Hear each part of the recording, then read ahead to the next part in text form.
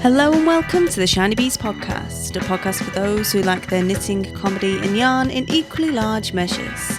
I'm your host, Jo Milmine, and this is episode 133, I Ain't Dead.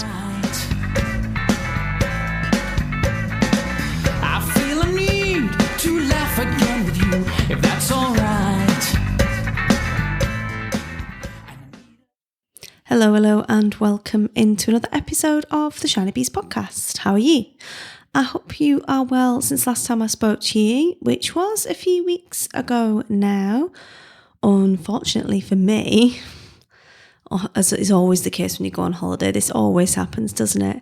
I actually ended up with lobar pneumonia about 3 weeks ago, and I was sick for a couple of weeks before that as well, with a really bad cough and a sore throat and all that good stuff. And although I'd taken all of my recording equipment with me to do some recording whilst I was away over Chinese New Year, visiting Hong Kong and Singapore, I didn't get to do any of it because I sounded like I smoke about 80 a day and coughing and spluttering and not any of the good stuff that you want to be hearing when you're listening to the podcast. And since then, I've been still quite sick and quite tired. In fact, this is the second time that I've recorded this episode of I Ain't Dead, because the last one, I thought it was okay and I recorded it, and then I listened back to it and I was just like, what even are you talking about? What is this? This is rubbish. I can't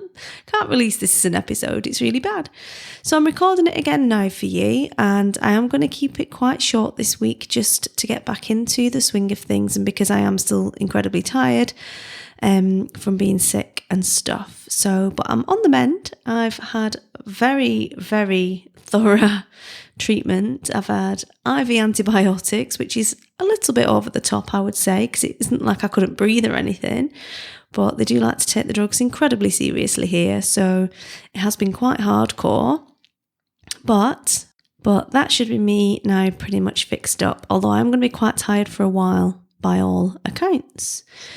So yeah, not ideal, not what I had planned to be happening over the holidays and for the first pretty much quarter of the year, but hey ho, I'm here, I'm still alive, could be a lot worse. So yeah, really pleased to be back and talking to you again. So today I'm just going to keep it super low key. We're going to have some news and talk a little bit about some stuff that I have managed to get knitted whilst I have been off, what I've been working on in other creative projects, and we'll keep it, as I said, quite short this week, just because I'm not entirely sure how long my concentration is going to last for, because I feel okay at the time, and then when I revisit afterwards, it's not okay, guys. It's not okay. So without further ado, grab your brew, grab your knitting, and we will crack on with the show.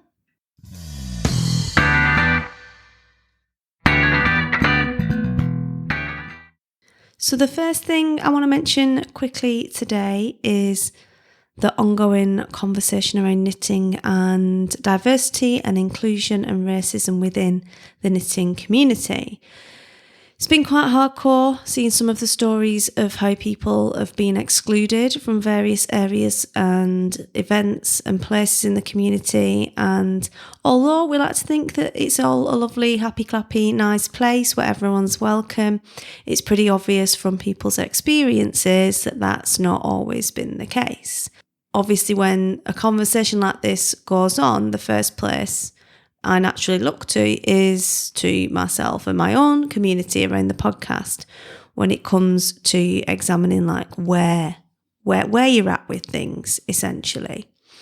And although in my head the podcast is open to everyone and everyone's welcome, and if we can all sit around a table together in a pub and have a bit of a chat and share stories and have a laugh with our knitting, that's the environment that I want to create. And if that's what you like, then that's my kind of listener promise to you. And that's what I aim for when I ask myself, is this podcast compatible? Is this what I should be talking about? And although I would like to think that everyone is welcome, and in my head they are, obviously, listening to what people have said, I've gone back through my own kind of archives, gone back through the people that I've talked to on the show and interviewed, the events that I've been to, the products that I've used, the products that I've reviewed for people.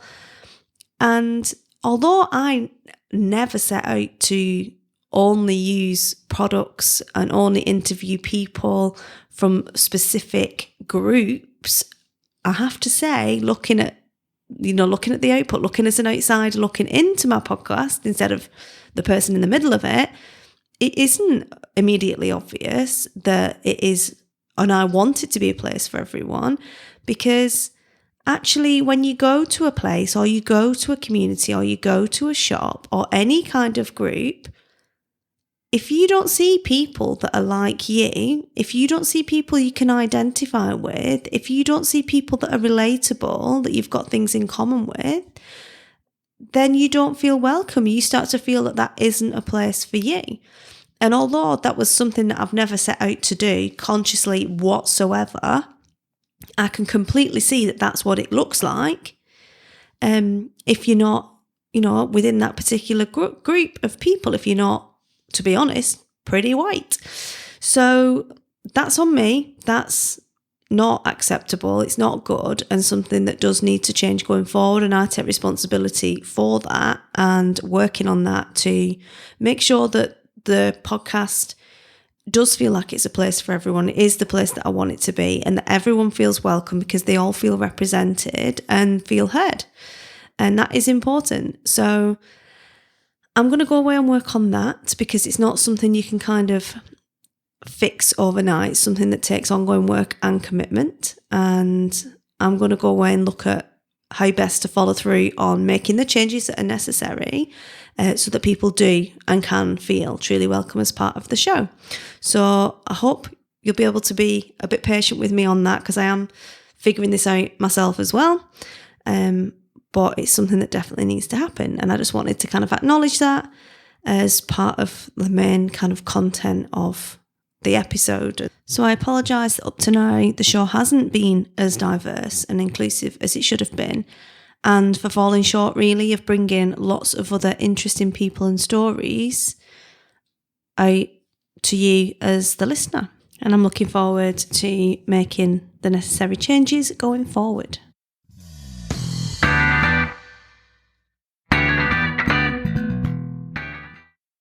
So on to some more news then for you. The first thing I want to point you in the direction of is a new podcast interview that I've done with Jess Sands of the InDependent Spouse.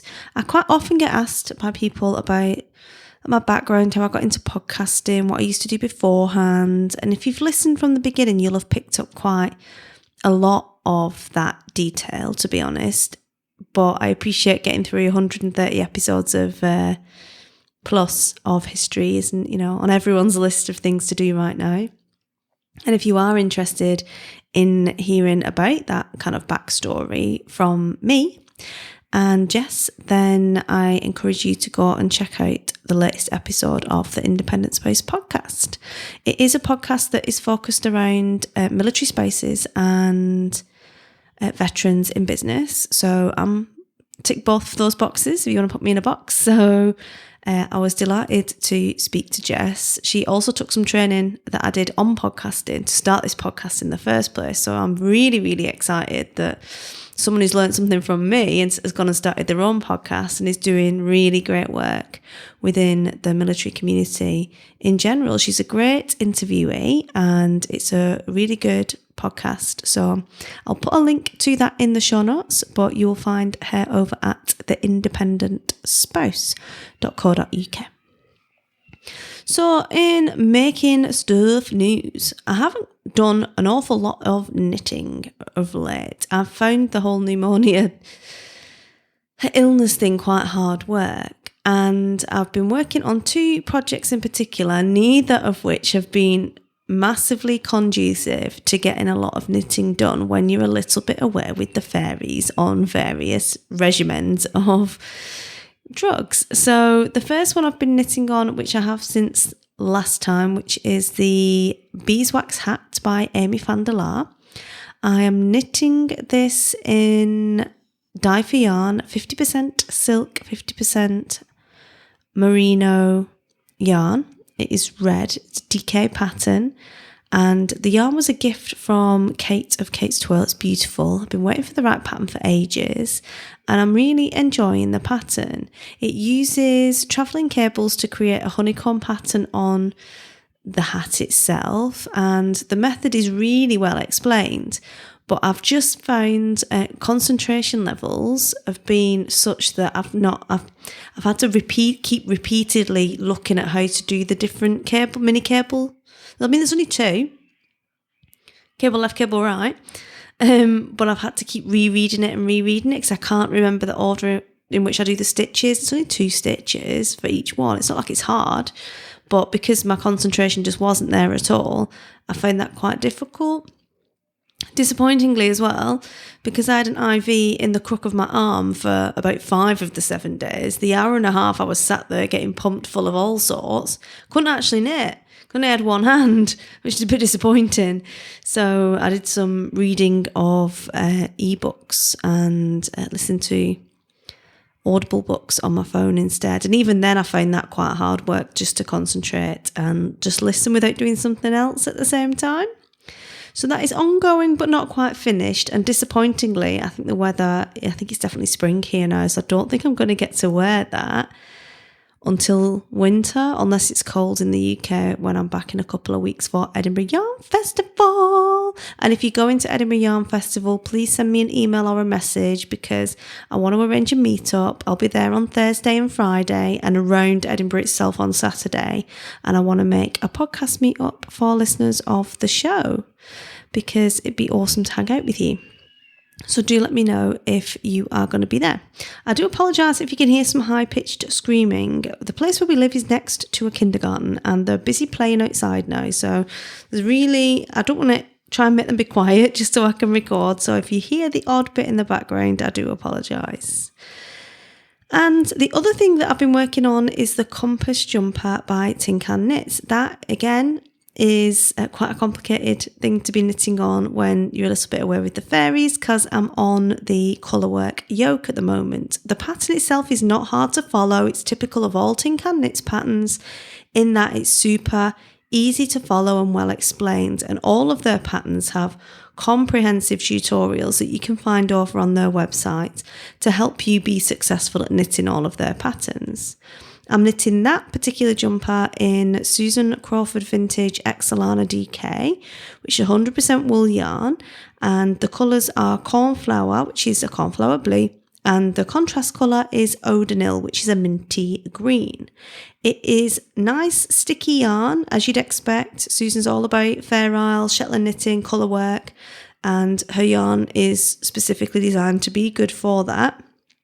So it's nice and sticky, and I'm enjoying using a slightly less luxe yarn, because I've knitted a lot of stuff in merino. So merino is warm, but I've also worn a few of Susan's samples before at yarn shows when I've helped out or what have you, and it is much, much warmer, I have to say, than merino. It's a lovely, lovely yarn. So I'm enjoying working on that as well.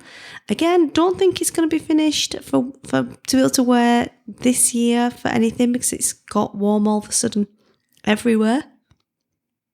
But it should be good to go by winter. So I don't need to rush that so much, I guess, to get that one finished.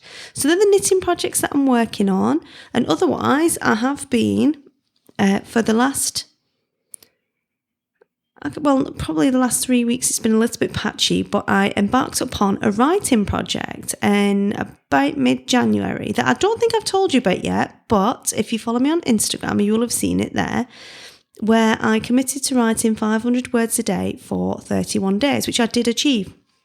I'm writing a book, and I used something one of my friends did a challenge. It's a 31-day challenge to write 500 words a day, and it's all about developing a writing habit, basically. And the idea being that 500 words a day, it's easy to do, it's easy not to do. You probably write 500 words a day anyway, but you don't think about it.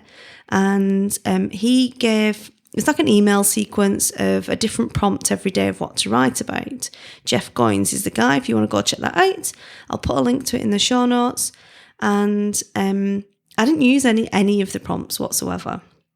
I just decided that I started writing a book on podcasting back last July on a train journey.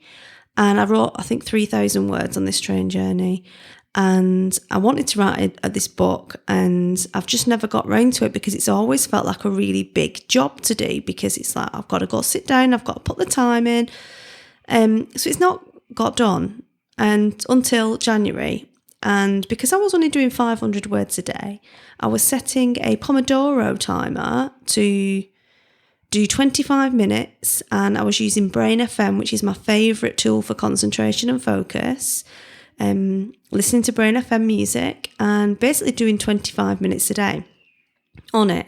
Some days I did 50 because I got really into it and wanted to carry on, but the majority I was doing 25 minutes and writing between 800 and 900 words. Just free writing, no editing, no thinking about it.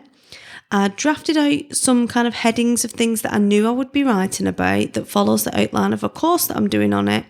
I'm producing to help other people do podcasts, and I've been writing that, and I'm on 36, I think, 37,000 words now, and I think it's day 38 because I have taken quite a few days off since I got ill, just because I don't want to completely ruin it by writing stuff that makes no sense. And I was at the point where I needed to research some things to know the most up-to-date information. And I couldn't concentrate for long enough on the screen to actually write the notes. But I'm feeling a bit better now. I'm back into that, certainly, and looking forward to releasing that as a book soon. Because I've done a lot of client work on knitting pattern books for quite a few designers, I do know the process for self-publishing and how to get it on Amazon and all that kind of good stuff, and all the steps that need to be gone through.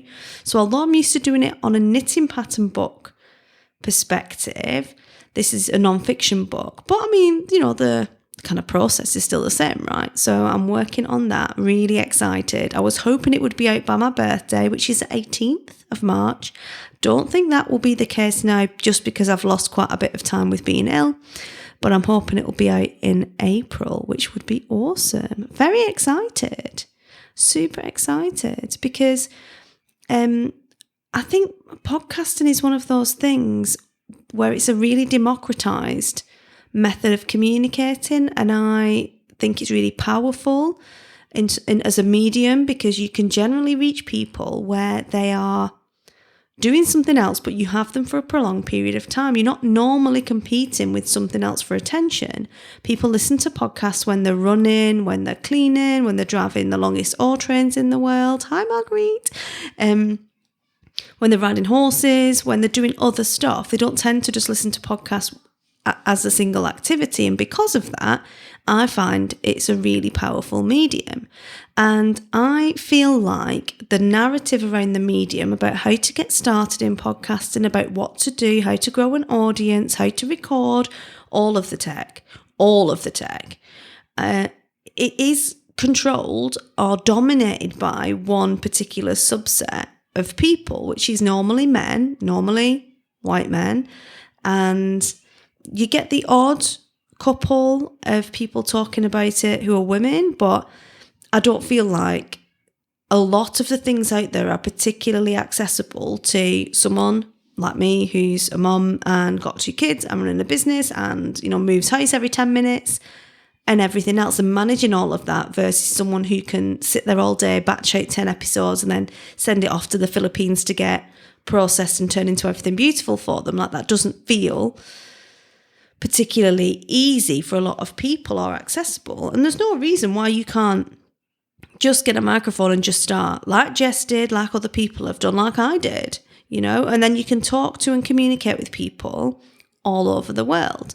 And I just feel like there needs to be more voices talking about how to do it and how to do it in an easy way, so people feel that they can go and have a go at it and try it and get their message out in the world. Because it's really important. It's really important that we hear from other people. It's really important that we hear from women. It's really important that we hear from BIPOC. It was really important that we hear from marginalised groups. And not just be told how you've got to do it according to one small set of people who do it a particular way. So, yeah, I guess I've sat there for a long time thinking I can't talk about this because I'm, like I've just made it up. I didn't know what I was doing. I don't have any audio training. I'm not an audio engineer and don't know this and I don't know that. And it's like, well, if not you, then who? Like, what's your excuse, Joe? Do you want to help people or not? And so I basically decided to stop being soft and write the book and try and help people get the message, women in particular, get the message out there and share with everyone, their expertise and the stories and everything they've got that need to be shared. So it's my kind of big project at the moment that I'm working on creatively, but I'm interested to hear from you. If you are currently doing writing, if you're blogging maybe and you'd like to write 500 words a day on a blog, rather, if you want to write a book but you've never got round to it. Not that I in any way totally know what I'm doing now. I've managed to crank out all these words. Just we can all kind of egg each other on and cheer each other on and maybe work on it within the community to encourage each other, really. So give me a shout. Let me know if you're doing that. Hop into the Facebook group over at shinybees.com/community or wherever, and we'll organise, I'll make a plan. I'll organise something so we can all kind of cheer each other on and help each other out with things that we learn, resources, all that kind of good stuff. So I'll let you know how I get on. I will be looking for some kind of test readers to read through the manuscript when it's done, and I've done the kind of first edit on it before it goes off to the editor because I want to make sure it's understandable. For a start, and editors don't always, if it's a technical subject, they're not necessarily going to know if it makes sense, etc. And for advanced reader reviews and all that kind of good stuff. So exciting times. Looking forward to it very much.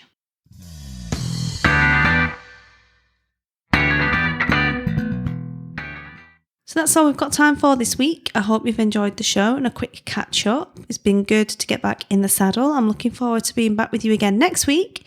But until then, have a lovely week. Happy crafting, and I'll speak to you all again soon. Cheers.